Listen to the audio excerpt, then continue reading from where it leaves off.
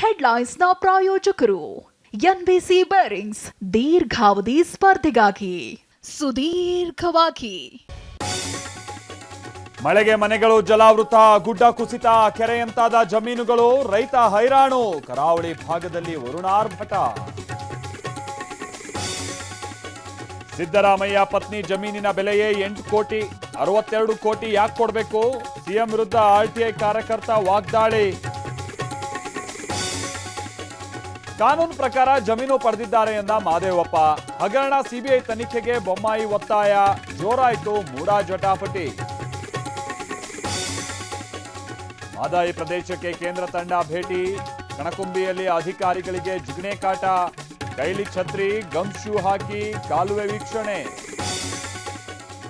ಕಳಸಾ ನಾಲೆಗೆ ಕೇಂದ್ರ ತಂಡ ಭೇಟಿಗೆ ಸಮರ್ಥನೆ. ಆತಂಕ ಪಡೋ ಅಗತ್ಯ ಇಲ್ಲ ಎಂದ ಪ್ರಹ್ಲಾದ್ ಜೋಶಿ. ಅವರು ವಸ್ತುಸ್ಥಿತಿ ನೋಡ್ತಾರೆ ಎಂದ ಕೇಂದ್ರ ಸಚಿವ.